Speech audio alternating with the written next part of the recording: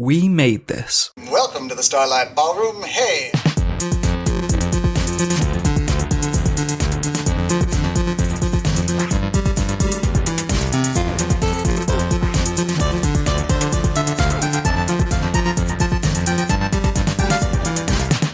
Hello and welcome to Shipwrecked and Comatose, the podcast about Red Dwarf here on the We Made This podcast network. My name is Mark Adams and I am your host for this second of two weekly specials where we're looking at some kind of weird-ass anomalies that really I don't remember at all because I wouldn't have had access to them. I'm blathering. But what we're looking at is some PBS specials that were broadcast in the States when Red Dwarf was bought over there by these public broadcasting things. Last week's we looked at was Swirly Thing Alert, the first one in 97. And this week, funnily enough, we're looking at Smegheads in Seattle, which was a little bit later. And that one was broadcast between series 7 and 8. And back again for the second week running, I have got Vinnk, a.k.a. Kevin. Say hello. Hello. Really happy to be back. And I've also got Devon Rowcliffe as well. Hello, Devon. Hey, Mark. Thanks for organizing this. So, yeah, we had a lovely chat last week so nice. about Swirly Thing Alert, which... Thinking back a week ago, oh, that was so fun. Yeah. Well, you know, we do this. I at least try and pretend. Everybody knows we record like 2 or 3 episodes on the bob. Yeah. But you have to ruin the magic. Anyway, so last week... we had a chat about Swirly Thing Alert. The first thing I want to say is, I would have thought Smegheads in Seattle would have been better for Robert Llewellyn and Craig Charles rather than Swirly Thing Alert, because Danny John Jules is here for this one, and his character said Swirly Thing Alert. Yeah, it's very strange. But no, we're looking at Smegheads in Seattle, and you two are back. Just in case people didn't listen last week, Kevin, very quick potted biography of yourself. All right. I am a American from the Midwest who's been living in Japan for nearly 2 decades now. And the last time I lived in the U.S. was just a few years after this special was made. So this is very nostalgic to me. And Devon, how about yourself? I'm from Canada, originally Vancouver, but now in Toronto. Started watching Red Dwarf in 94. Work as a writer about politics and sport. But I enjoy a lot of British comedy. That's how I got into Red Dwarf. Brilliant stuff. So Swirly Thing Alert, which we talked about last week, was a 2-hour monster, whereas this was only 50 minutes. So this is probably going to be a shorter episode. But, you know, that's what podcasting is. You can do shorter stuff. We're not a fucking radio show. Yo. Don't test me. I don't know where the sass has come from.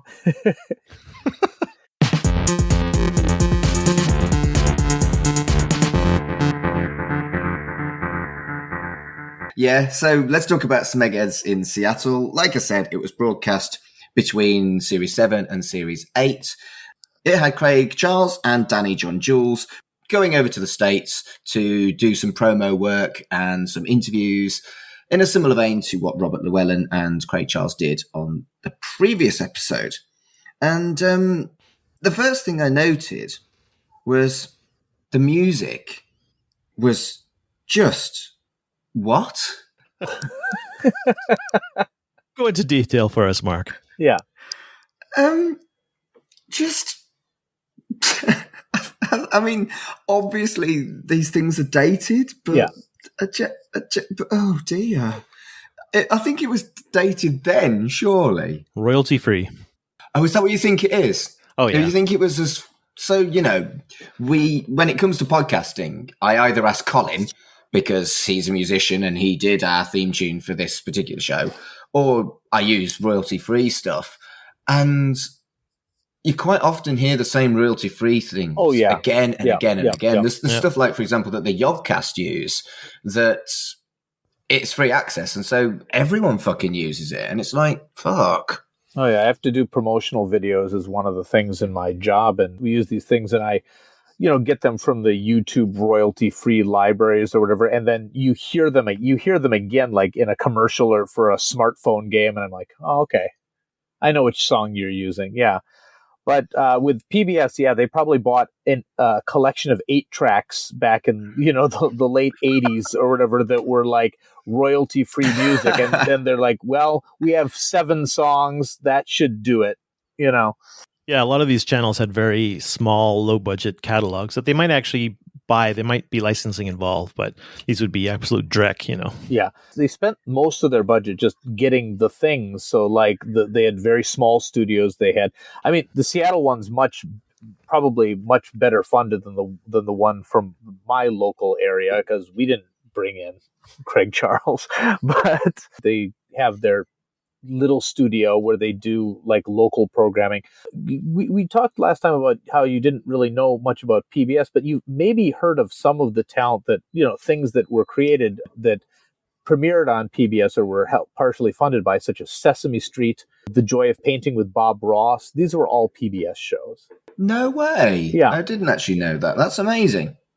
And so a lot of them would be filmed at one of the PBS affiliates, but then they would be the other PBS stations would pick it up as well. Unfortunately, there was a program in my local station that played during daytime. It was called Sewing with Nancy. It was made, and it was not a great program, but it's a very calm, quiet program, but it was broadcast on many other PBS stations during that amazing block of like 8:30 in the morning on Wednesdays or something. But you'd see often they'd have the station identifiers on the different programs. So probably some of the programs that were made in Seattle I had seen on our local stations. But each station put their own programming. There were some that pretty much every PBS station picked up, but like things like Red Dwarf, not every station had it. Things like Doctor Who, not every station had it. In the Midwest, we picked up a lot of Canadian programming too, which was interesting. So I want to talk about Sewing with Nancy. I don't know whether the term Nancy, well, only very briefly. It's just her name. It's brought up childhood trauma. So the term Nancy in the UK does have connotations of an insult. Is that the same over in the States? I think only because we watch a lot of British things that I don't think we had that connotation by itself. But right, yeah. So Nancy is a derogatory term for gay man, and this is a ridiculous tangent, but I want to tell a funny story. My old boss was called Nancy, and she served me. I bought something from the shop, and it said you were served by Nancy, and that's fine. But then when I started working there weren't enough logins, so I had to log in as her login onto the till. So when I served people, it said you were served by Nancy, and I'm like, that's a fucking hate crime. The till has hate crimed me. I think you're entitled to some compensation. I hadn't thought about that for years until you mentioned Sewing with Nancy. Fucking hell. Well, there's your retirement plan right there. Resurrect Sewing with Nancy. Well, there's a candy company here called Fanny Farmer, so. What? What? Fanny Farmer? Yeah. Her name's Fanny. I now have a brand new term. Right. This is my new derogatory term for heterosexual men, is Fanny Farmers. Fuck. I've heard of Fanny Pack, but not Fanny Farmer. Wow. Fanny Pack, it just sounds like sex to me. The Fanny Farmer cookbook. It's like a classic. I'll send you the Amazon link right now. Keeps getting better and better. What are they cooking? You don't want to know. Depends what they farmed. This is derailed quite shockingly, and I'm not going to edit it. At least it's organic. Oh dear. Not sure about free range though. Oh dear. Anyway, right. Let's talk about this. Let's talk about this actual thing we're supposed to be talking about, rather than Fanny's and Nancy's. Ken Vincent, was he ever famous in the States? No, not familiar with the name. Okay, he did the. Sorry if I'm stealing your thunder here, but he did some of the interviews in both of these episodes, and he seemed very awkward in the first.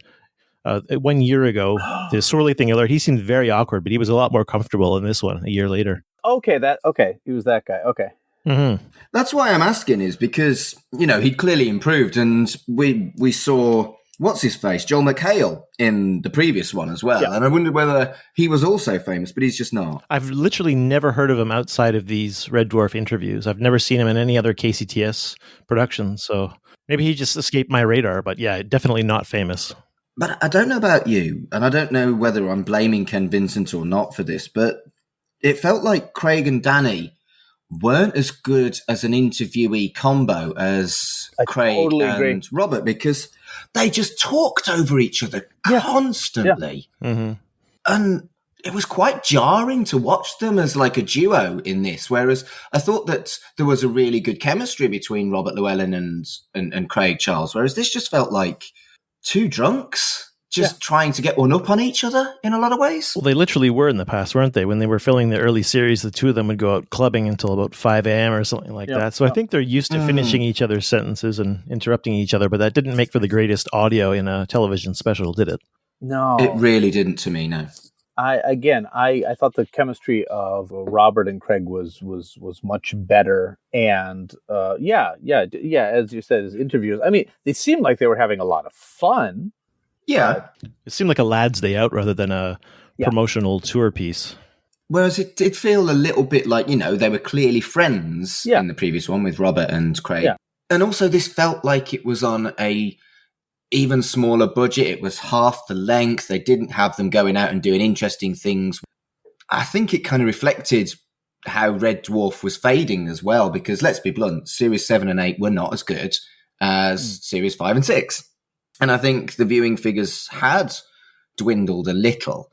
And certainly its critical acclaim it didn't get any awards for 7 and 8, whereas it did for Series 6. Yeah. So I don't know, it almost feels like it reflects what was going on with Red Dwarf itself in a weird way. I mean, that's definitely a possibility. I think the Series 7 and 8 had good viewing figures, but I think a lot of the fandom was a little disappointed. I know I was. I was older, and it wasn't as important to me as it once was, and then it wasn't as good, and so therefore, Yeah. One thing I would say to credit this special in 98 is that it was a bit punchier, not just in terms of being half the length, but also for a special we talked about last week from 97, it would literally dump one huge chunk. Like, this is an interview that goes 20 minutes, and then this is another segment that goes 20 minutes, and then this is another segment. Whereas I would say that this special was better produced in terms of being punchier. It would hop between, a 10-second clip from an interview and then a 20-second clip from the studio. So in that way, I felt it was a bit better. But there was some downsides to it as well. It was a lot. I mean, the first special probably about as long as if you took out all the repetition, because like the interviews were almost exactly the same. All the questions were being asked, and they had the studio audience. I mean, I got to hear that Craig Charles really enjoyed time slides because his brother was in it like 6 times. So like. Yes. Which was a great story the first time, but like, the editing was better on the second one, but it did feel, it felt a little cheaper. It felt like a little less was going on. And some of it just looked like camcorder footage of like some of their, what was that? Stand up almost? I don't know. And that the Hummer ride didn't really seem to represent Seattle very well. I guess that was a kind of a typically American thing for a British viewer, but I mean, this was to be viewed by Americans. So for them to be driving a Hummer in Seattle seemed a bit strange to me, honestly. It feels to me like just something they wanted to do. And that's legit. They were kind of on holiday. Sure. And the dealership wanted the free publicity, I guess. Oh, definitely. It was mentioned in the credits and stuff like that. So I mean, I'm guessing that's another PBS thing, is that the dealership paying some money would mean that they could afford Red Dwarf, right? Yeah. Precisely, yeah. I think they were saying at the end of this, they were giving thanks to the sponsors, and they mentioned British Airways, so I assume they had free tickets over. And there was one other sponsor, I don't recall. Some like computer software company that doesn't exist anymore. So. Oh, okay. I was going to ask you about this. Yeah. I was going to ask, is Attachmate a famous brand in the US? Because I hadn't heard of it. My first time to hear it was this special, but like, I'm guessing they were more of a like business applications and stuff like that. A lot of the PBS sponsors would be like, businesses or things like that, law firms, things like that. And Microsoft came out of Seattle, so it wouldn't surprise me if there was quite a few niche startup companies in the 90s that were based in Seattle but never made it. Speaking of Microsoft, it's in the first special they refer to that they're going to take a tour of Microsoft, and in the second special they went, we went and saw Microsoft, and apparently, according to the story Craig Charles tells, they were given a demonstration on teledildonics. And I'm like, that definitely didn't happen at Microsoft. No. That would be a way to, you see, when a man and woman loves each other very much. When a man and a computer love each other very much. When a man and a computer love each other very much, and you have a high-speed connection, you a computer fuckbot. Kind of, but like it would be one that I want one. You'd be one that would be connected with another live person also wearing a Fanny Farmer, and like.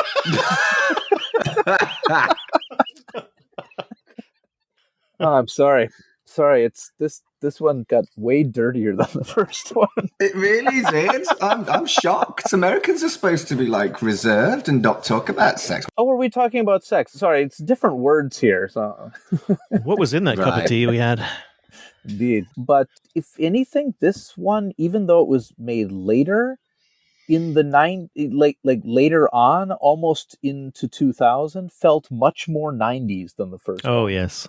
Yeah, I think you're right. Danny John Jules was wearing his Godzilla the Movie t-shirt. It did smack of they don't care. Yeah. What, really, didn't it? I mean, at least on the last one, Robert Llewellyn had a Red Dwarf t-shirt.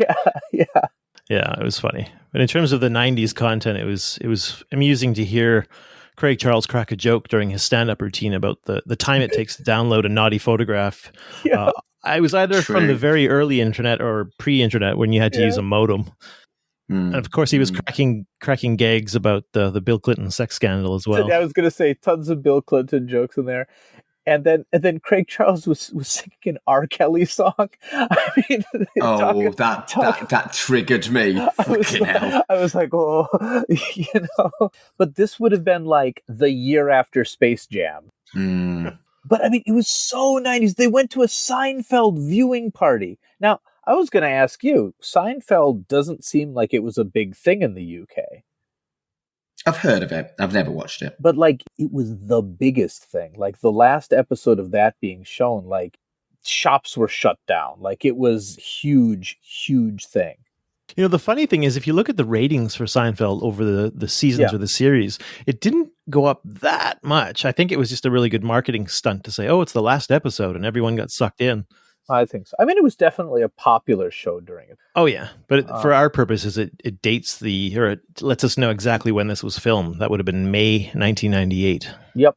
Just the fact that they got kind of like dragged along to like a lobster eating Seinfeld viewing party. It's just like, what is going on here? Craig Charles is sitting beside some baby, some nonplussed baby. Watch him try to eat lobster, trying to crack the lobster with his teeth, break his molars in half. Like, what is going on here? Yeah, it screamed low budget, didn't it? So there was a lot of very similar stuff, really, to the previous one, to Swirly Thing Alert. Oh, yeah. And one thing that stayed consistent was that there were a lot of questions that weren't really appropriate for actors that should have been directed at crew members. Definitely. And yeah, it's something that hasn't changed 20 years on, being honest. And what I did think was impressive was how much knowledge both Craig Charles and Danny John Jules actually had to be able to answer shitty questions like that. Oh, yeah. But I suppose they've been asked them so many times. They've probably fans have told them how to answer them. Probably not far from the truth. Someone will tell you something that does have the kind of obsessive fan knowledge. Mm-hmm. And you retain that. It's useful, isn't it? Oh, definitely. And they responded well in terms of if they didn't know, they would turn it into some kind of a joke and just make a laugh out of it. So I thought they handled some of the more obscure questions well. Oh, yeah. And I really did think that you're right, that they clearly knew how to work a convention audience, which not everybody does. Yeah. Yeah, it's a difficult skill. And obviously they'd been to a few in the UK by this point. So, yeah. Mm. And a few in the US. They refer to that they went to AngloCon, I guess. And so, again, there were bits and bobs that I learned, but a lot of it is kind of public knowledge now because, we live in a world where we have the internet. I don't know. the stuff about the cat's accent and the inspiration from various black actors I found absolutely fascinating, particularly as we've established that they were really concerned that the character might be racist. Yeah. And I thought it was a nice kind of continuation of that, actually, how something that they were concerned was racist was actually something that Danny John Jules took as an opportunity to showcase black talents. I thought that was brilliant. And also, in a world where a lot of this was full of 90s ick, both of them, that was actually genuinely fascinating and genuinely cool to hear, you know? Oh, yeah. I thought so, too. I assume that the inspiration for the voices, both for Robert and Danny, came from those individual actors' choices. I'm not sure how much Grant Naylor would have had influence in that in terms of why don't you borrow from this and borrow from that. But I assume it was primarily the actors who were thinking of who to use. And I mean, with Danny's stage background and things like that, I mean, there's a very similar voice that he uses. If you've ever watched the movie Labyrinth, Jim Henson movie, I love he Labyrinth. voices two of the Fireys, those the creatures that like remove their heads or whatever, and he's got a very cat voice right there. It's like, no, it's no fun if you don't remove your head. So like that voice seems to already be, something he's used, and he's just dialed it up a notch to be the cat. What year was that movie from? 87. Oh, okay. We've genuinely discussed whether or not that's too tenuous a link to be able to look at Labyrinth, because all of us really fucking love Labyrinth. Yeah. So watch this space. My favorite movie. I have multiple copies of it on my shelf. The threat of more specials. Yeah. It's definitely in my top 5 favourite films, for sure, alongside Child's Play, obviously. And then there was the thing where they all do impressions of each other. I mean, I knew that... And they were actually very, very good. Oh, but yeah. I knew that Chris Barry does very good impressions because he read the audiobooks. But no, they were really impressive with their impressions as well, I thought. And, I'd be fascinated to hear someone else read one of the audiobooks, Well, Craig Charles reads the abbreviated versions of the audiobooks. Does he? Yeah, I believe I'd have to look up which ones. And I think he read one of the, like, either Backwards or The Last Human. Yeah, he definitely reads something. Yeah. Yeah, Does he? and his impressions were pretty good. Pretty good. I mean, Chris Berry's that's how he got his start. Spitting Image. Yeah, exactly. And of course, Rob Grant, Doug Nyler did the chicken song for Spitting Image, so... Yeah, I did know that. And that did very, very well. I think it got to number 1 in the charts in the UK. Well, it was my first time hearing Danny John Jules use a Scouse accent. So in the last episode of this, we talked about how optimistic Craig Charles was about Captain Butler. It was genuinely heartbreaking to see how upset he was that Captain Butler had failed so miserably because it was CAC. He was completely resigned to the reality, at least. Yeah, but it was kind of sad to see his... Yeah, he was saying, I've been in lots of things. I've been in 4 things this year, but you could kind of see that he knew none of them were at Red Dwarf caliber. Yeah, which I don't think was the case when he was there the previous year. I think he was quite optimistic. Yeah, Yep. He was kind of like, Series 8's maybe the last one, because I'm going on to bigger and better things. Yeah, he certainly looked like he was expecting to become a big star. Oh, it was Last Human, read by Craig Charles. Last Human. Okay, so it's only the first 2 that I've listened to, so that makes a lot of sense. I think I've listened to a version of Last Human voiced by either Grant or Naylor, but I might be mixing them up. Backwards, Rob Grant did, but I'm not sure about Doug Naylor. But the thing is, sometimes the abridged versions and the unabridged versions were read by different people. Right. And yeah, again, this is very similar, just much more truncated to the previous special on PBS. And there was some more of Craig's stand-up, which I thought was excellent. Yeah. And some more little anecdotes, bits and bobs that I didn't know. Like, didn't know that Red Dwarf was Craig's first acting job. And what I think is fascinating is he was talking about how he didn't really see himself as an actor. He is now in more episodes of Coronation Street than... he is in an obscene amount of those episodes. Yeah. And he really is an actor these days. And I guess that's how things have changed. Yeah, I guess it was interesting how none of the cast members were classically trained as actors, but that's part of what made this feel fun and a bit more gritty, less polished. Yeah, I would say so. Yeah, almost natural in a weird way. Yeah, well, the chemistry between Barry and Charles in the first episode or the first series where they're going back and forth, like, porridge in space is the early Red Dwarf is often called. That seemed a lot of fun. That seemed quite natural. It didn't seem overly smooth. You saw Todd Hunter come in, Robert Bathurst, and he was quite smooth of an actor, but I thought it was a lot more fun seeing Lister and Rimmer go at it, and they are not classically trained actors. I mean, that was a lot of the charm. You get when you're not trying to act quite as much, you get a little more of reality creeping through. And yeah, they kept mentioning over and all that the characters that they have are really kind of just extensions of their actual personality, kind of exaggerations of. Much like professional wrestling, I guess. Yeah, you're not wrong. I think what's fascinating is that they really are clearly enjoying this if they're not good actors, or they are actually very good actors because they're just having a massive laugh while they're doing all this. Oh, yeah. And so I think there is an element of the acting ability didn't really matter for Red Dwarf, and it didn't really matter for this because it's just people having fun. And maybe that's why Red Dwarf is so well loved and has such longevity.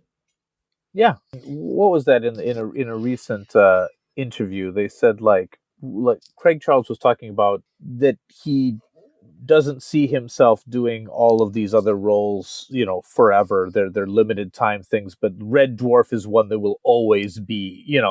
He's like, if they call me up, I'll always be there. So. I mean, I was delighted to hear that. Maybe because of that. That's why a show can go on so long with its original cast, because they haven't burnt out.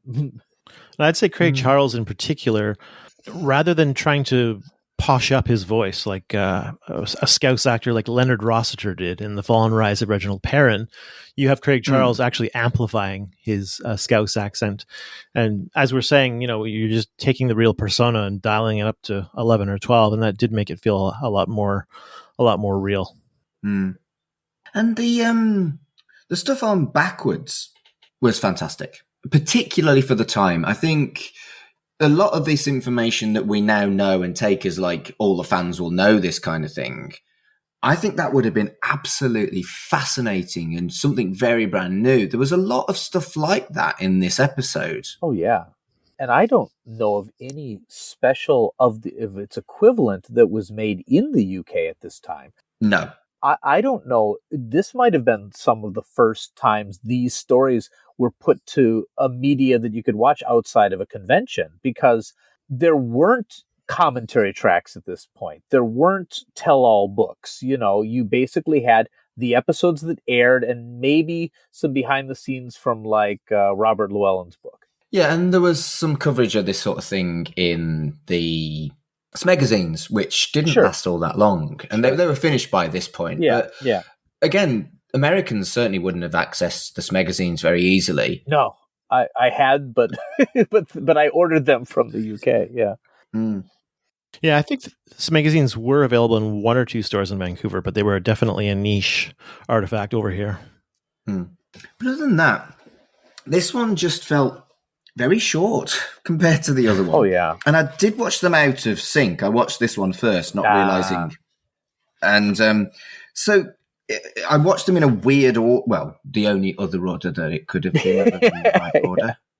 So technically a weird order. Yeah. But yeah, so I guess I wasn't as disappointed with this because I watched it first, if that makes sense. Okay, yeah. I watched it directly after the first one because I didn't have time this week to watch them, so I watched them both back to back, and I was like, if I have to hear the same stories one more time. Yeah. Listen to Craig Charles do the same poetry womanizing again. That fucking poem. It worked he got kissed so many times. And what was always funny was, don't watch Craig Charles doing it. Watch either Robert or Danny standing next to him rolling their eyes that he's doing it again. Watch it again, and watch the background people, because he's probably like, oh, here we go again. I just find the whole thing a little bit creepy.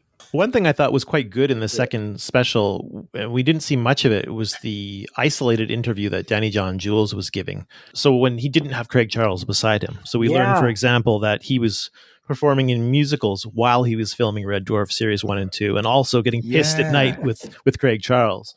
So he was only having about 2 or 3 hours of sleep many nights, and still able to go out and perform. But that was a really interesting interview where it almost felt like he didn't have to. It wasn't the lad's day out sort of interview that it was when Craig was beside him. It was a lot more serious. He wasn't competing with anyone. Yeah. So it was a good interview. We didn't see much of it. That would be really interesting to see in its entirety, but it's probably gone. Well, you never know. Again, a lot of people taped these pledge drives because it was a good way to tape a bunch of shows in order. So I bet the tapes exist somewhere. It's just whether the people have the motivation to digitize that stuff. Yeah. Really makes me want to go look through my old VHS tapes. Well, if you do, let us know and maybe chuck some stuff up. That'd be cool. Yeah, I'll have to head back to the States first before that. But but if I find anything. It was also interesting to learn how Robert Llewellyn would be the first one in and the last one out for makeup. So the other cast members would sit down for their makeup and they'd observe Robert, and they could tell if he was cranky or chirpy, what kind of a day he would have based on that. Yeah, and there's only one other thing that I really noted, and again, it's not particularly pleasant. It's another crappy thing. The story about Paul Jackson and how he threatened someone and ripped their shirt. Yeah. That would not fly now. Oh, no. Fucking Not hell. If you watch any of like the commentaries or whatever, or Paul Jackson seemed to be quite, the commanding influence on the set. So they've all got stories about him. Yeah, he was so prominent in comedy that he could get away with literally anything back then, I assume. Yeah. Was there anything else that you picked up on that you wanted to talk about? Danny and Craig, despite all these convention appearances and the fact that they brought it up unprompted, said, we're going to do our favorite scene from Red Dwarf, and then just completely missed all the lines. Was kind of fun. They were a bit rusty. But it was, you could see it in their eyes. They're like, oh, wait, I do not know this as well as I thought I did when I boldly said I was going to perform it, Yeah, there were some good little nuggets in this that we learned about that probably weren't public knowledge beforehand. Like the Grant Nailers, the comedy police, and the very, very little ad-libbing that went on during rehearsals and filming. That they would allow injections of ideas during the initial read-through, but then after that it was basically locked and they would allow almost nothing. That was kind of interesting. And stuff like Craig Charles mentioning that he had an episode idea where Crichton becomes human and the rest become androids. And which that I'm led to believe it happens in a strange way.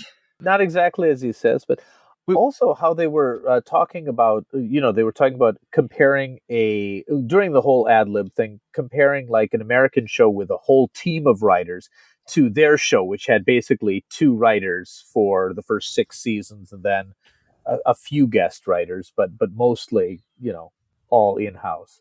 They were pretty scathing, weren't they? Yeah. Mm-hmm.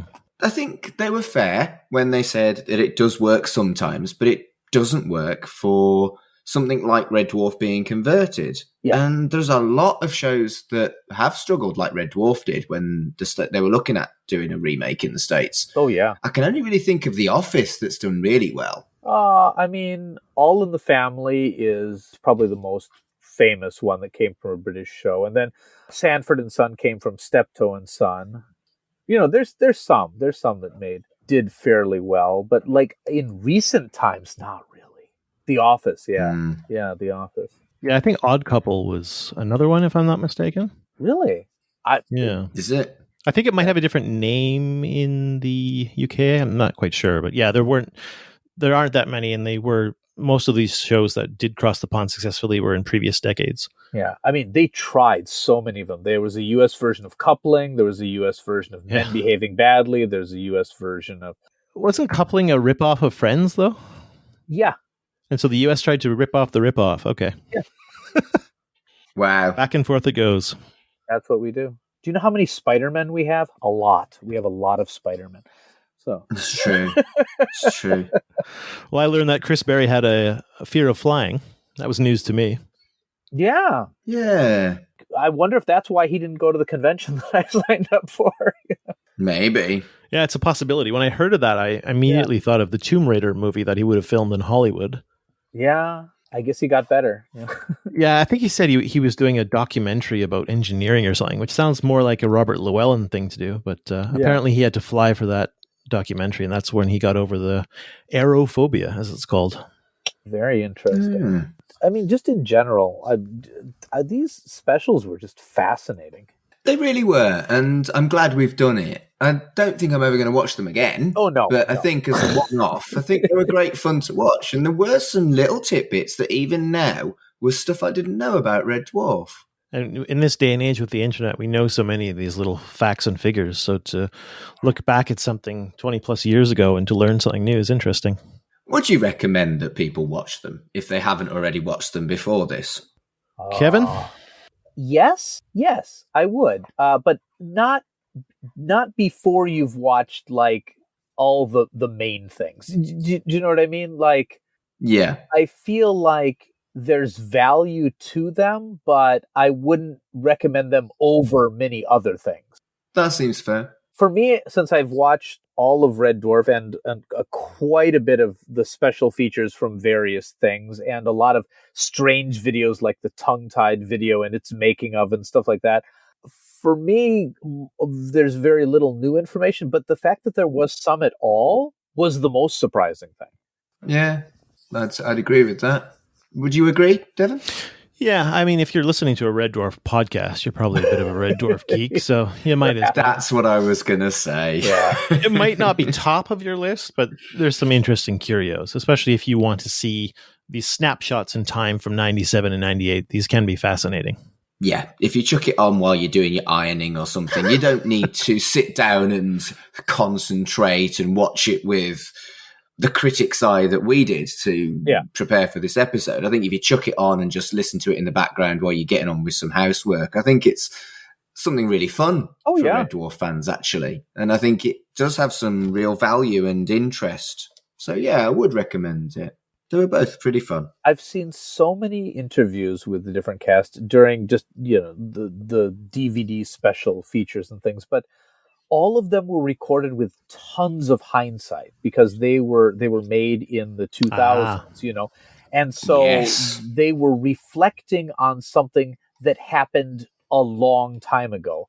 But in this, they're reflecting on some things that happened a couple of years ago or this year. And I think it was a very different type of take, which a lot of people who collect a lot of movies, to expound upon another geekdom, I collect laser discs. And one of the reasons I do is because they had commentary tracks usually much closer to the release of the movie.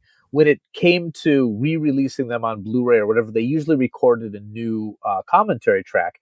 And they were often quite different. And some people had soured on the movies they were in since then.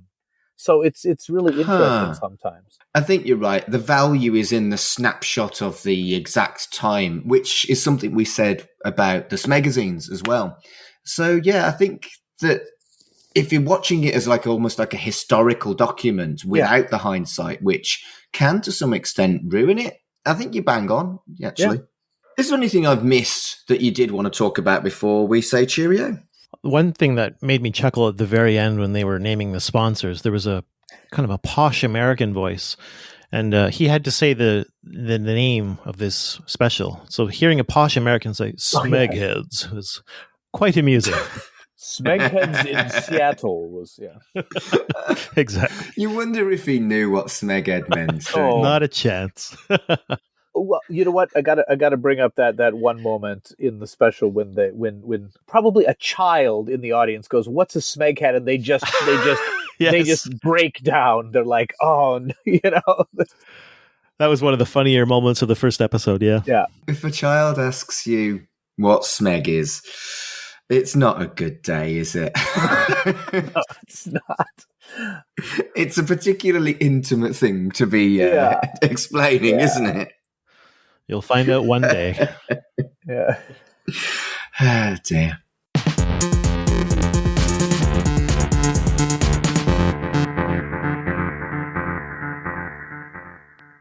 So, gentlemen, it has been a pleasure having you back on for these last couple of episodes. Kevin, where can people find you on the internet? They can find me at famicomdojo.tv or .com. Both will take you there if you're interested in retro games, especially from Japan.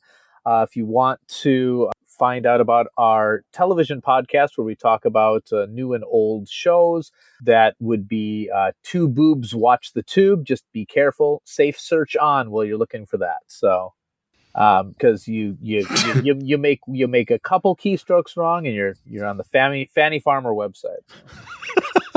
Fucking hell. That's a bucket list goal of mine. Devon, where can people find you? If you're interested in politics, primarily Canadian and UK, you can find me on Twitter at Devon Rowcliffe. So that's ROWCLIFFE. If you're interested in football, particularly fan ownership of clubs in the Anglosphere, including the UK. So if you're interested in clubs like Wimbledon or Exeter or FC United of Manchester, you can follow me on Twitter at Who Ate the Squid. And I also have a book out in the UK with Pitch Publishing called Who Ate All the Squid? Football Adventures in South Korea, which is about a former juggernaut in South Korean football that once won the African Asian Cup, but they had absolutely plummeted. And so they hired a Scottish managerial crew to come out and 3 players from English football to come out and resurrect the team. Amazing. So thank you very much for listening to another episode of Shipwrecked and Comatose. So until next time, Monica Lewinsky. Oh, really? Oh, man.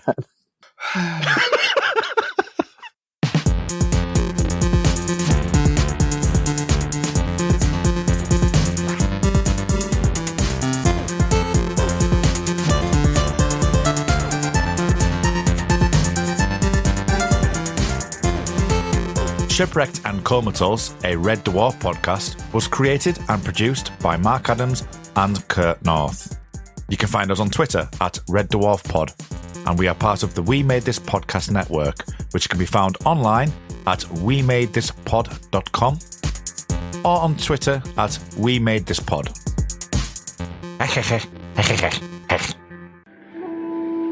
If I asked you to think about Japanese movies, what do you picture? Anime, no doubt. You think of the beautifully rendered works of Studio Ghibli. Maybe you picture Godzilla and his coterie of city-ravaging kaiju. Perhaps you see Toshido Mifune wandering the countryside and armed with only his wit and his blade. And I know you're trying not to think about the pale-faced ghost with long hair and creepy noises.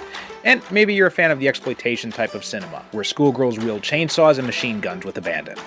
My name's Perry Constantine. I'm an author and a teacher, and back when I was in college, I had the exact same image of Japanese films as you did. It was my love and interest in these movies that led me to move to Japan. Now, almost 20 years later, I'm still here and teaching classes about Japanese film. What I've learned in that time is that Japanese movies are so much more diverse than just anime or kaiju or samurai. Sure, those movies are fun, but by exploring the wide range of Japanese cinema, there's so much we can learn about Japanese history, society, and culture. That's why I started Japan on Film. In each episode, I'm joined by a different guest to help me spotlight just some of these excellent movies. We'll be watching the good, the bad, the popular, and the bizarre.